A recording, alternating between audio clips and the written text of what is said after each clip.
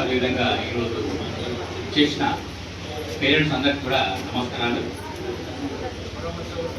Surendra sir చాలా చక్కని programme conduct చేయడం జరిగింది. పేరెంట్స్ మోటివేషన్ క్లాస్ లాగా ఉంటుంది.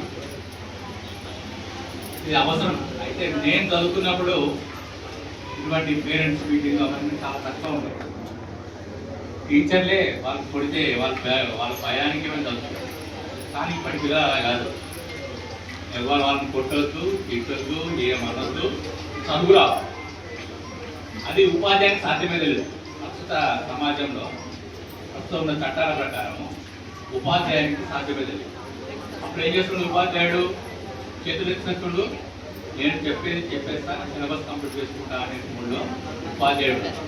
ఎందుకంటే ఉపాధ్యాయుడు ఏ విద్యార్థి అయినా హోంవర్క్ చేయకపోయినా, చెప్పింది వినకపోయినా ఏమన్నంటే మాత్రం ఇమీడియట్గా పోయి పేరెంట్స్ చెప్పడం, పేరెంట్స్ వచ్చి పాఠశాల పైన అలా చేయడం, మా పిల్లవాడిని ఎందుకు పెట్టుకున్నాం, నాకు ఉన్నది ఒక బిడ్డ, ఎవరు నేనే కొట్టా, నువ్వెట్ట కొట్టావు, నేనే తిట్టలేదు, నువ్వెట్ట తిరుగుతావు, నీకేమనుకున్నది, ఫీజు కడుతున్నాం, చదువు చెప్పు గతే అనే దశలో ఇప్పటి పేరెంట్స్ ఉన్నారు.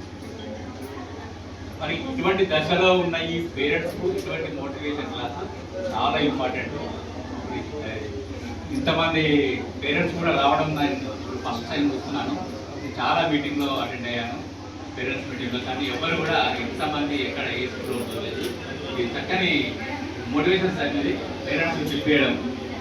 ఓకే, అసలు పెద్దలు అందరూ చెప్పారు చాలా చక్కటి విషయాలు. ప్రతి ఒక్కరు మరి వాళ్ళు చెప్పిన విషయాలన్నీ కూడా ఆలోచన చేయండి. మరి ఈ మోటివేషన్ క్లాసు ఇదివరకు పిల్లలకి ఇచ్చేది కాదు. ఇప్పుడు ప్రతి స్కూల్లో పేరెంట్స్ ఇవ్వాలి. పేరెంట్స్కి మోటివేషన్ చేస్తే పిల్లలకు కొద్ది గొప్ప ఖచ్చితంగా. ఎందుకంటే పిల్లవాడు పాఠశాల ఉండేది కొద్దిసేపే, 8 గంటలే, కానీ ఇంట్లో ఉండేది 16 గంటలు. ఈ 16 గంటల్లో పిల్లవాడు ఏం చేస్తుందో, వాడి బిహేవియర్ ఏంటి అనేది పూర్తిగా ప్రతి తల్లిదండ్రులకు తెలుస్తుంది. ఉపాధ్యాయుడు ఒక 6 సబ్జెక్టులు ఉంటే 6 టీచర్లు వస్తారు, వాళ్ళు క్లాస్ చెప్పుకుంటారు పోతారు. కానీ మొత్తం బిహేవియర్ తెలిసేది, వాళ్ళ ప్రవర్తన అంతా కూడా తెలిసేది తల్లిదండ్రులకి. కాబట్టి ఈరోజు తల్లిదండ్రులు మరి పిల్లవాడిని పట్టించుకున్న పొజిషన్లో ఉన్నారా అంటే, ఈ రోజులలో వాళ్ళ సమస్యలు వాళ్ళకు ఉన్నాయి. ఇంటికి ఇంట్లో పిల్లల్ని పంపించగానే వాళ్ళ పనులు వాళ్ళు చేసుకోవాలి. నిత్యావసర వస్తువులు ఏమున్నాయి, ఏం లేదు, సంసారం ఎలా గడుపుతుంది, ఇవి ఆలోచనలు. పడి పంపించడమా అయిపోయింది అంతే, సాయంత్రం వచ్చినాక చూస్తున్నాం ఆ ఆలోచనలో పేరెంట్స్ ఉన్నారు. కాకుండా నిజంగా ప్రతి పేరెంట్ కూడా పిల్లల అభివృద్ధికి ఎవరు కృషి చేసినా, మరి అటువంటి మనం చేసే ప్రతి పని కూడా పిల్లల కోసం చేస్తున్నాం, మన కోసం చేస్తలేము.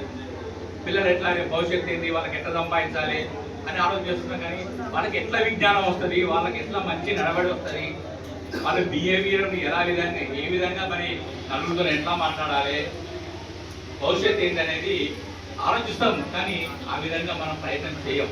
ఎందుకంటే టీచర్లు చూసుకుంటారు లేదు స్కూల్లో. టీచర్లు చూసుకునేది ఏముంటుంది, సబ్జెక్ట్ జ్ఞానాన్ని ఇస్తారంటే విషయాన్ని చెప్తారు.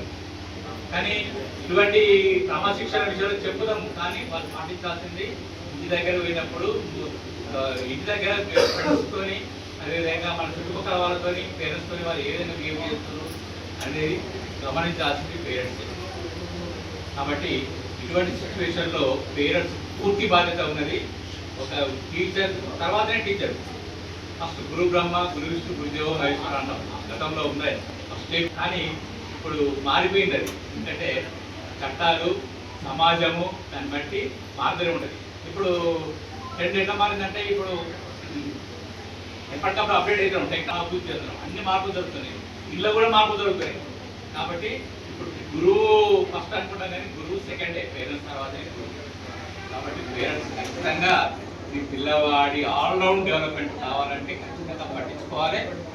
పట్టించుకోవాలంటే ఏ విధంగా పట్టించుకోవాలంటే, వాళ్ళు మీరు ఫ్రెండ్స్ లాగా ఉండి వాడిని, అంటే వాడి ఫ్రెండ్తో ఏ విధంగా ఫ్రీ ఉంటారో మీరు కూడా మాత్రం అదే ఫ్రీగా ఉండి అన్ని విషయాలతో వాళ్ళు మాట్లాడి, వాటి సమస్యలు ఏంటి, పాఠశాల ఏం జరుగుతుంది, వాటి ఫ్రెండ్స్ ఏం మాట్లాడుకున్న విషయాలు కూడా మనం చెప్పగలగాలి. పిల్లలు స్కూల్లో టీచర్ ఏమన్న విషయాలు కూడా మనకు పిల్లలు చెప్పగలగాలి. కొంతమంది పిల్లలు చెప్పాలి. కాబట్టి వాళ్ళను భావిస్తున్నాను. మరి బట్టి అంటే ఎవ్రీ మంత్ కూడా మీటింగ్ ఉంటుంది, పేరెంట్స్ మీటింగ్ ఉందండి. చక్కగా మరి ఎవ్రీ మంత్ ఇంతమంది అటెండ్ అవుతున్నారు. Okay very good. అంటే ఇక్కడ పేరెంట్స్ చాలా ఇంట్రెస్ట్ ఉందని నేను అనుకుంటున్నాను. అంటే పిల్లలపై ఈ మీటింగ్ ద్వారా తెలుస్తుంది. అదే మా గవర్నమెంట్ స్కూల్లో మీటింగ్ పెడితే మాత్రం ఎవరు రారు. ఎందుకంటే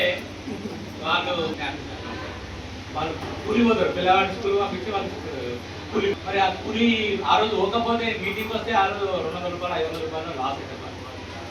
కాబట్టి వాళ్ళ ఇస్తారు. కాబట్టి ఆలోచన ప్రకారం ఇప్పుడు పెద్దలు చెప్పినట్టు చాలా విషయాలు చెప్పారు. అవన్నీ మరి నేను మళ్ళీ రిపీట్ చేసేసుకోలేదు.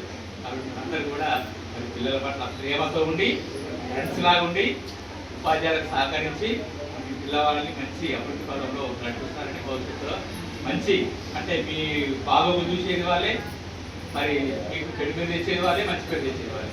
కాబట్టి ఆ విధంగా మంచి జ్ఞానాన్ని ఉపాధ్యాయులతో పాటు పేరెంట్స్ కూడా అందిస్తారని ఆశిస్తున్నాను. Thank you very much.